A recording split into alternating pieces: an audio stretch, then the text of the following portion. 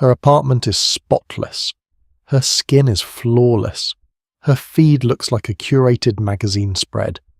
And at 11:47 on a Wednesday night, she's sitting on her bathroom floor back against the tub, reading a 3-paragraph text she wrote and deleted 6 times, trying to figure out why someone who supposedly adores her makes her feel like she's constantly on the edge of disappearing.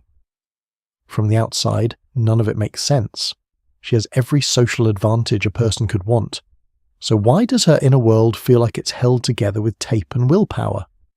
That question is exactly what we're going to answer today. Properly, not with cheap shots or shallow takes.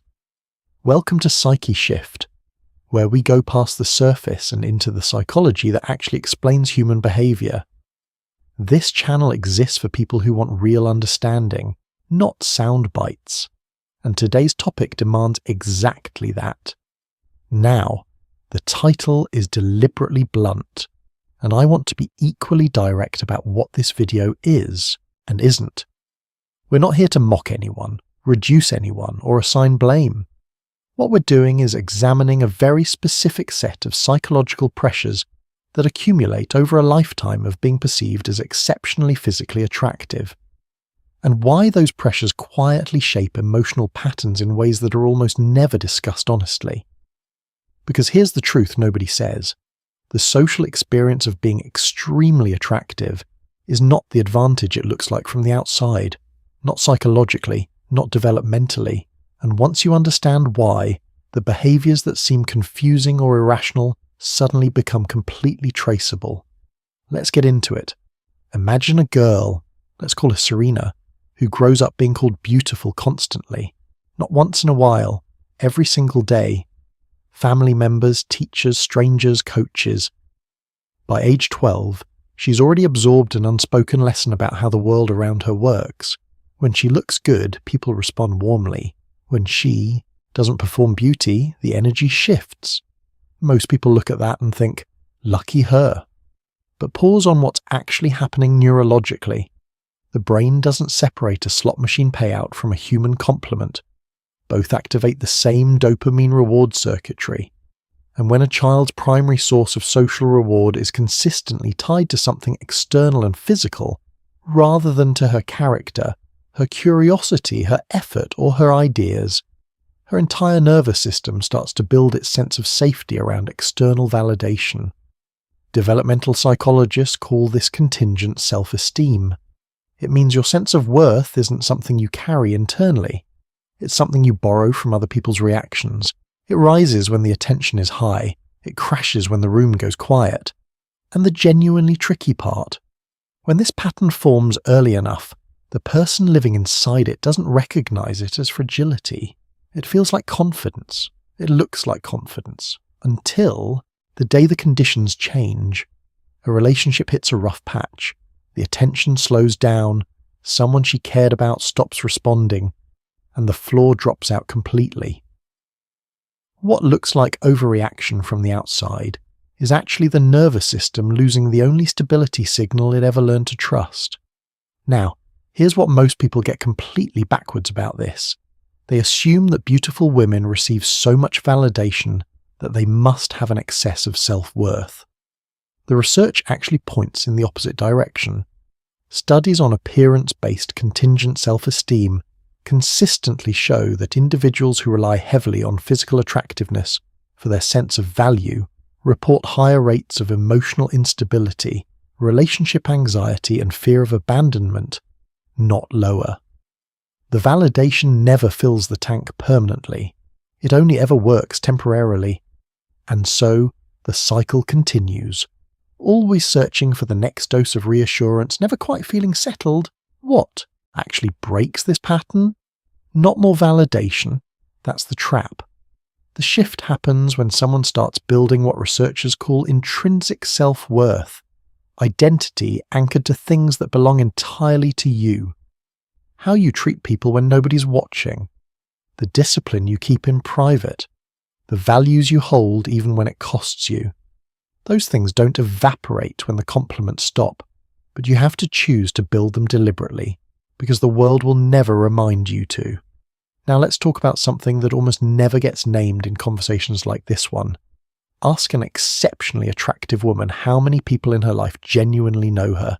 Not the surface version, not the girl who looks great in photos, but the actual interior person with real contradictions and real fears. And watch what happens. Most of the time, the answer is startling. One person, maybe. Sometimes nobody comes to mind at all, and this is not a coincidence. When physical attractiveness is the first and most dominant thing people register about you, it reshapes every social dynamic around you in ways that are almost impossible to fully escape. Men project a fantasy onto you before you've said a single word.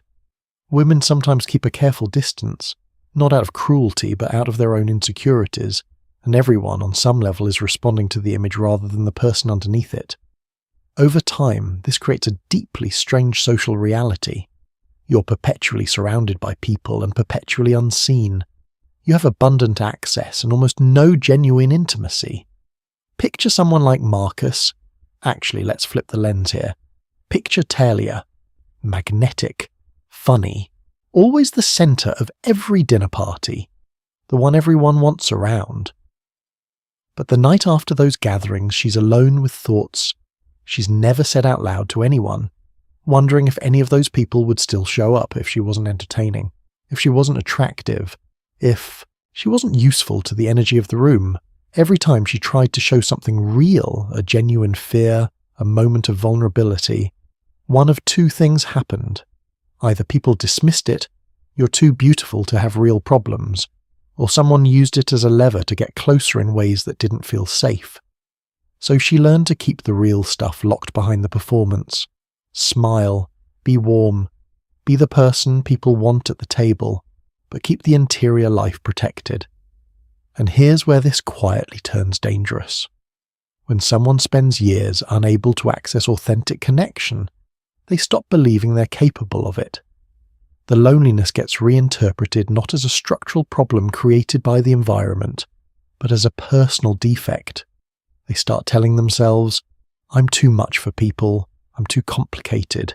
Nobody actually wants the real version of me. That's not a personality disorder. That's a reasonable conclusion drawn from years of evidence that the world consistently preferred the performance over the person. The practical shift here, and this is for anyone who recognizes this pattern, either in yourself or someone close to you, is learning to test the safety of a connection in small, low-risk moments before assuming everyone is the same. Not every person in your life has the same agenda. Some people are genuinely capable of handling a full human being. But you won't find them if you never offer them the chance to prove it. Authenticity, even in small doses, is how you sort the room. There's a layer to this conversation that almost never gets brought into the picture, and it might be the most important one. Attractive girls are frequently treated as older than they actually are, starting in early adolescence, sometimes before. They attract adult attention before their emotional development is anywhere near equipped to process it. They get placed into social dynamics that their psychological maturity hasn't caught up to yet. The world hands them adult complexity while they're still very much children on the inside. Sit with that for a moment. A 13-year-old who looks 17 is suddenly navigating attention, pursuit, and social power that her prefrontal cortex, the part of the brain that handles long-term judgment and emotional regulation, won't fully mature to handle until her mid-20s. But nobody around her knows that, or nobody acts like they do. They treat her like she's handling it fine because she seems to be. What gets created is what developmental researchers call false maturity, the surface presentation of being okay with adult complexity, before you've built the internal wiring to actually process it. And false maturity doesn't protect you, it delays you. All the things she should have been allowed to feel and work through at 14, confusion about her own identity, the normal awkwardness of figuring out what she actually valued, the bumpy process of developing emotional vocabulary. Those things got pushed aside because she was forced into a more sophisticated social performance. And emotions that don't get processed don't disappear. They go underground and resurface later, often years later, in moments that seem disproportionate to whatever triggered them. The woman in her late 20s who falls apart after a breakup in ways that seem extreme to everyone around her, she's often not falling apart over that specific relationship. She's finally in a safe enough place to feel everything she never had permission to feel when she was younger. It's emotional catch-up, not instability, catch-up. Reframing this matters, both for the person living it and for the people around them. What looks like overreacting is frequently just a backlog of feeling that's finally found an exit. The response is to that backlog, not necessarily to the immediate event. For anyone navigating this, therapy approaches focused on developmental stages like schema therapy or parts-based work are specifically designed to go back and give those earlier versions of you the processing space they never got, not as an exercise in dwelling on the past, but as a way of finally integrating what got skipped. Here's a tension that almost never gets acknowledged in public conversations about attractive women. They are simultaneously perceived as powerful and privately experiencing a very specific kind of powerlessness. The power part is visible, social currency, rooms that shift when they walk in, doors that open, attention that arrives without being requested. The powerlessness part is invisible, and it runs deeper than most people expect. When your primary social power is located entirely in something you did nothing to earn and cannot fully control, when it's involuntary, when it's tied to a physical quality that aging will inevitably shift, there's a quiet existential weight that comes with it. You can't turn it off. You can't guarantee it. And somewhere underneath the surface, you know it's on a clock. Consider someone like Priya, early 30s, still striking by any measure, but starting to sense the texture of social interactions changing. Not dramatically, just a subtle shift in how rooms respond. And instead of relief, because frankly, the constant attention always came loaded with complications, what surfaces is fear. Not fear of wrinkles, fear of losing the one consistent signal she learned to read as safety.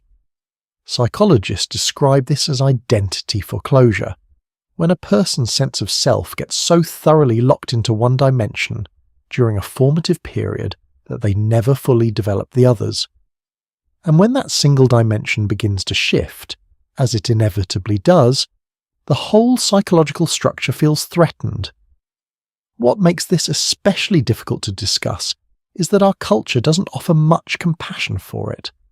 Beautiful people don't get to complain is an unspoken rule that leaves an entire category of legitimate psychological struggle without language or sympathy. And struggles that can't be named are the hardest ones to address.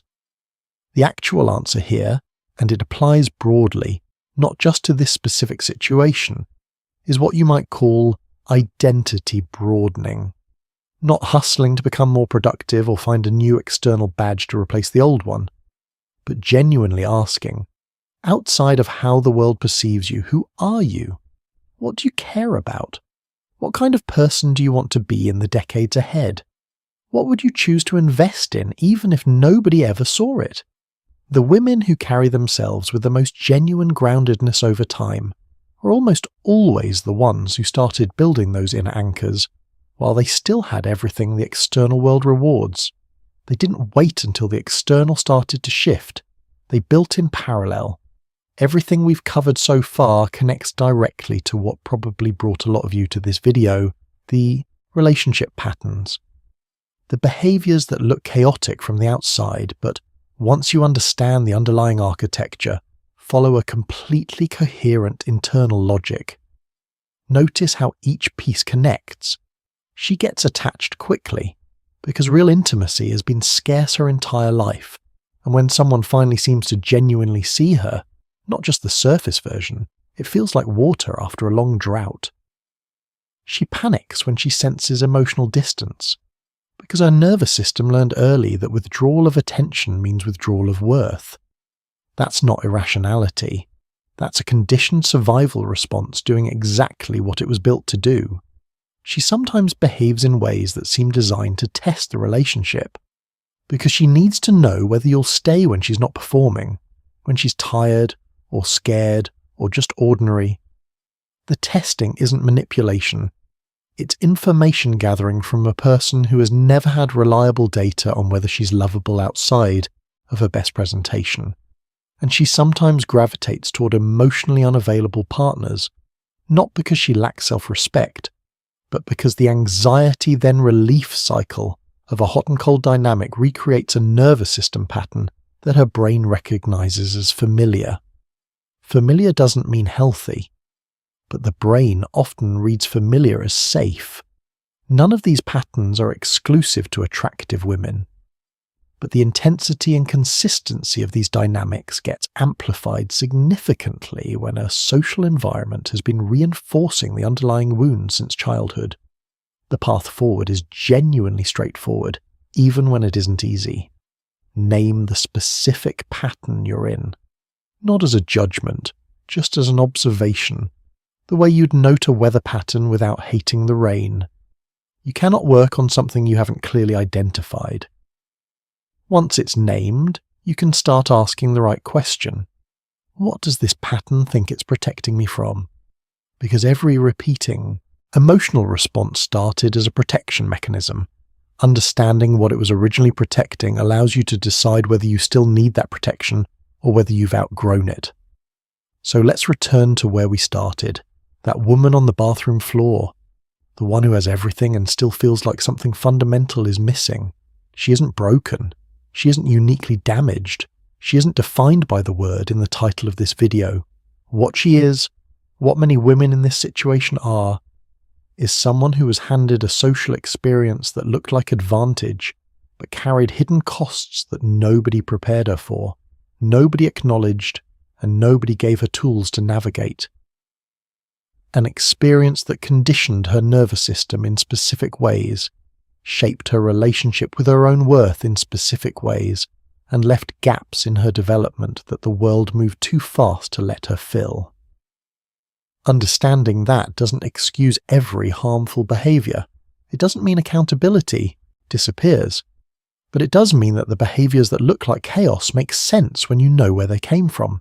And things that make sense can be changed. Things that make sense can be worked with. Awareness isn't the finish line, but it's consistently the only real starting line that exists. If this gave you something worth sitting with, a new way of seeing yourself or someone in your life, that's exactly what this channel is built for. Real psychology, applied to real situations, without the softening or the spin. That's Psyche shift. See you in the next one.